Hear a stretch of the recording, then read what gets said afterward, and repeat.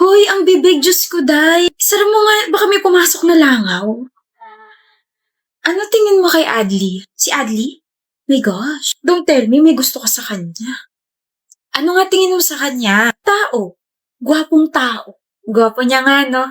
I heard my name. Adli baka mo? Anong may paglilingkod ko sa inyo, mga binibini? Crush ka nitong best friend kong si Kari Adli. Alam ko. Ay? Ha? Ha? Every time kasi na i-greet kita, napapanganga ka tsaka napapangiti. Anong pala kalakas appeal ko? Ang gwapo. Wala yun. Ng mga forma mo. Ang gwapo ka ng mga forma mo. Crush ko yung style mo, Adli. Eh ako, yung ako mismo. Gwapo ba ako? Crush mo ba ako? Nakaka-conscious ka naman tumitig. Never ko pa naisip yung feelings ko for you kasi ang lagi ko napapansin is yung mga sinusuot mo. Ang galing mo magdala ng damit, tapos bagay pa dyan sa buhok mo, sobrang fluffy. Bukod doon, ang gwapo mo. Tapos ang lakas nga talaga ng appeal mo. Hindi ka lang din puro forma kasi matalino tsaka masipag ka. Di ba nasa dean's list ka? Nakakadagdag gwapings yun. Overall, gusto kita. Shucks. Sorry, nanghina yung tuhod ko. Pero, hindi mo naman kasi ako type, so, okay lang. I just expressed my feelings towards you. No pressure at all. Ano pa ba? Hoy, Kari, type kita. Gusto kita, crush kita, o ano man tawag dyan. Bakit? Bakit mo ko gusto? Bakit mo ko type? Bakit? Bakit ako? Kasi sinasalubong mo ako tuwing umaga. Niningitaan mo agad ako. Hi, Kari. Hi. Hi, Kari. Hi. Adli. Hi, Kari. Good morning. Hi, Kari. Kahit na bad trip ako tuwing umaga, pag nakikita kita, feeling ko okay na ako kasi may isang taong kaya akong harapin kahit na hindi approachable yung aura ko. Kari, you're literally a walking ray of sunshine. May na-discover akong bagong cafe malapit dito sa school. Date tayo mamaya. Wow! Pagkatapos ako gawing audience ng dalawa, iniwan na ako rito. Hindi man lang ako inalok. Buhulin ko kaya yung dalawang yun. Nasaan na ba kasi yung akin? Hanap mo ako, Tina? Diyos. Here's my resume po. Nomi? Sit down. Nomi, ikaw ba yan? Shucks, sa swerte ko. Why do you think you're lucky? Siyempre, kilala mo ko eh. Grabe, parang kailan lang. It's been what? 4 years? It's so nice to see you. Tapos ikaw pa mag-i-interview sa akin. Mr. Fontanilla, tell me about yourself. Kailangan pa ba yun? Kilala mo na ako eh. Tsaka tayo lang naman nandito.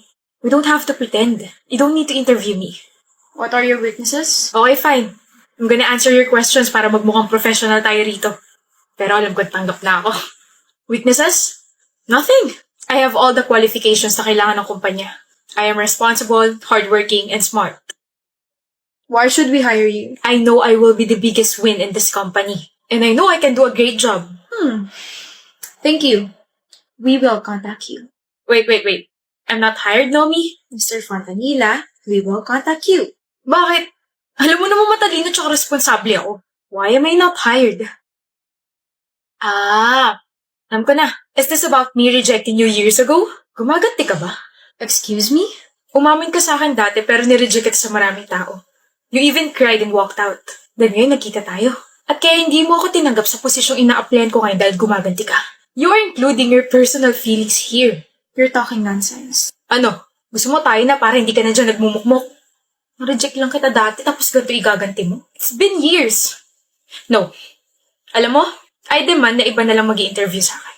Bilis! Walang nag-interview, Mr. Fontanilla, wala ka nang magagawa ron. And I believe na kahit magpumulit ka dyan, the decision will still be the same. Now kindly leave because I still need to interview some applicants. This company needs me. Be professional naman, Nomi. You're the one who's not being professional.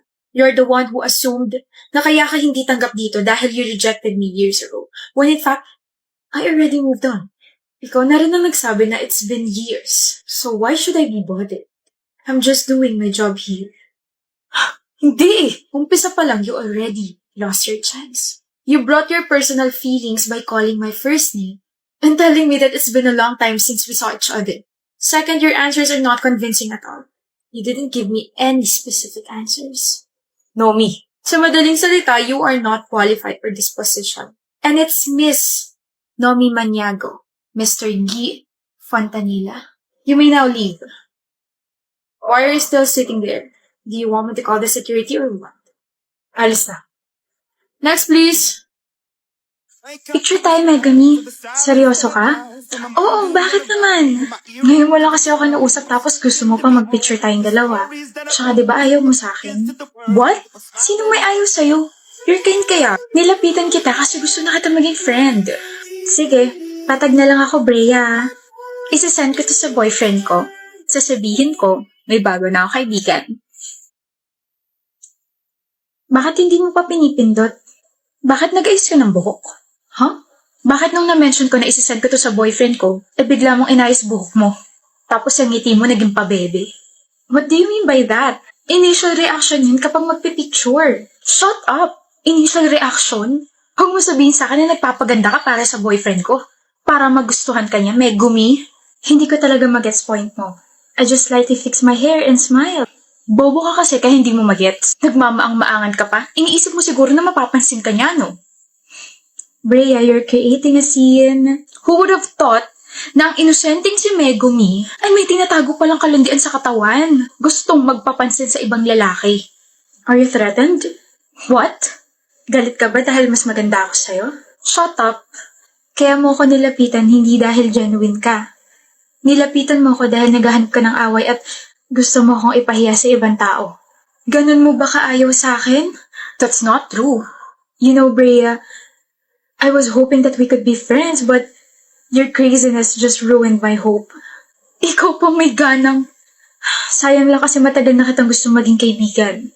Kaso ayaw mo talaga sa akin. Nai-imagine ko pa man din na we could be sisters for life, but grabe ka na, Brea. Wala namang ginagawa sa'yo si Megumi tapos ganyan ka.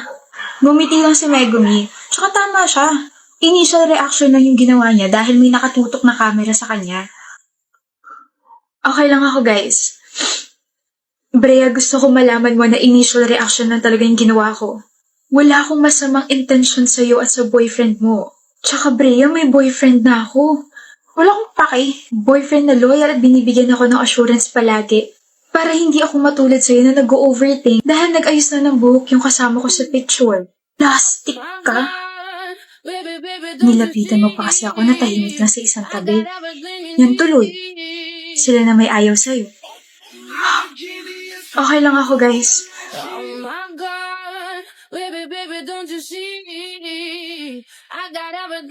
Are you enjoying the reunion party, Miles? Yeah.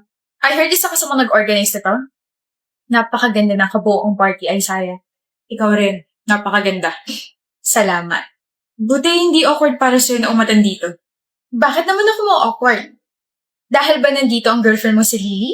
Yung sinabi mong kaibigan mo lang pero nalaman ko na lang na naglalandian kayong dalawa?